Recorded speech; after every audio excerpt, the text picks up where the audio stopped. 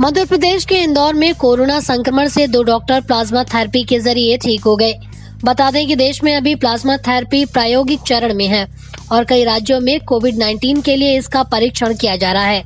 इस बीच इंदौर में plasma therapy से ठीक हुए डॉक्टर और plasma donor doctor Iqbal Qureshi ने अपना अनुभव साझा किया। मैं पेट और लीवर रोग विशेषज्ञ हूँ और मुझे 22 मार्च को मैं एडमिट हुआ था शेल्बी हॉस्पिटल में। मुझे फ़ीवर आ रहा था पिछले लास्ट 7 डेज़ से। उसके बाद मुझे ऐसा लगा कि ये फ़ीवर जा नहीं रहा है तो एक बार क्यों ना टेस्ट करवा के सीटी स्कैन वगैरह करवाया और फिर जब मालूम पड़ा कि सीटी स्कैन में निमोनिया आया है तब हमने ये कोविड का टेस्ट भेजा और पॉजिटिव आया। तो उसके बाद से मैं वहाँ पर एडमिट रहा। शेल्बी से फिर मुझे रेड हॉस्पिटल ट्रांसफ़र कर दिया गया अरविंदो, जहाँ पर मैं ऑलमोस्ट 10 डेज़ और रहा। टोटल 18 डेज़ मैंने हॉस्पिटल में बिताए और उसके बाद जब मैं पूर्णतः स्वस्थ हो गया, मेरे दोनों रिपीट टेस्ट नेगेटिव आए, उसके बाद मुझे डिस्चार्ज कर दिया गया और आफ्टर 14 डेज़ घर में क्वारंटाइन रहा। उसके बाद मेरे पास फ़ोन आता है अरविंदो मेडिकल कॉलेज इंदौर से कि वो प्लाज्मा थेरेपी चालू करने वाले हैं। और जहाँ तक मैंने सुना था प्लाज्मा थेरेपी के बारे में कि इसके दिल्ली में, केरला में, कई जगह इंडिया में और ऑल ओवर द वर्ल्ड कई ट्रायल्स हुए हैं और पेशेंट्स ठीक भी हुए हैं, तो फ़ायदा हुआ है लोगों को। तो मुझे लगा कि ये काम अगर मौका मिला तो मुझे करना चाहिए। इस बीच जब कॉल आया तो मैंने फ़ौरन हाँ कर दी और मैंने अपना प्लाज्मा दिया। तो बेसिकली जो प्लाज्मा थेरेपी रहती है, बेसिकली उनसे प्लाज्मा लिया जाता है जिनके पास ऑलरेडी एंटीबॉडीज़ बन गई हैं इस बीमारी के ख़िलाफ़। और इतना समय, 1 आध महीना बिताने के बाद ये एंटीबॉडीज़ अक्सर लोगों के ब्लड में बन जाती है और जो कि उन लोगों को दी जाती है जो ऑलरेडी सिक हैं, अनस्टेबल हैं, जिनको निमोनिया, जिनको फ्रैंक है, जो इनको ऑक्सीजन मेंटेन नहीं कर पा रहे ब्लड का, वो उनको दिया जाता है। तो बेसिकली क्या होता है, मशीन द्वारा हमारा ब्लड लिया जाता है, उसमें से प्लाज्मा फ़िल्टर करते हैं वो लोग और कुछ जो हमारा जो नॉर्मल ब्लड है जैसे आरबीसी, डब्ल्यूबीसी जो कंपोनेंट रहते हैं वो उस पर हम दोबारा हमारे शरीर में भेज दिए जाते हैं। उसमें से प्लाज्मा फ़िल्टर होके जो एंटीबॉडीज़ रहती हैं वो उस प्लाज्मा में रहती हैं बेसिकली, तो ये उन पेशेंट्स को दी जाती है। इसी के बीच इंदौर में प्लाज्मा थेरेपी से ठीक हुए एक व्यक्ति कपिल देव फल्ला ने भी अपना अनुभव साझा किया। मुझे 13 तारीख को पता लगा कि मैं पॉजिटिव हूँ।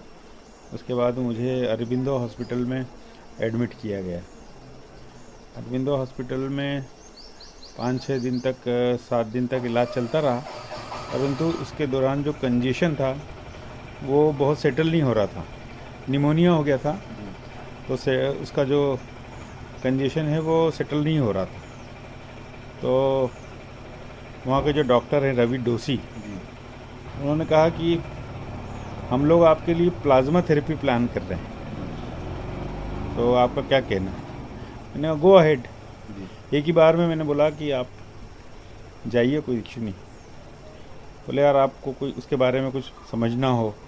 मैंने बोला सर अब आप बेटर जज हो, डॉक्टर आप हो, मैं तो हूँ। तो मैं फिर मुझे 26 तारीख को प्लाज्मा थेरेपी दी गई, 26 अप्रैल को। और उसका चमत्कारिक प्रभाव हुए कि जो कंजेशन 7 दिन में बहुत धीरे धीरे खसक रहा था, वो तीसरे दिन मुझ पे ऑक्सीजन हटा ली गई। तो बड़ा मैं अच्छा फील करने लग गया।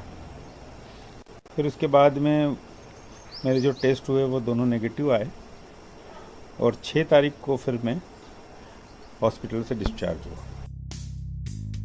वहीं महाराजा यशवंतराव होलकर हॉस्पिटल के डॉक्टर पीएस ठाकुर ने चेतावनी दी है कि लोग प्लाज्मा थेरेपी को लेकर ज्यादा उत्तेजित ना हो। उन्होंने कहा कि हर कोई ये बात ध्यान रखे कि प्लाज्मा थेरेपी अभी भी प्रायोगिक चरण में है।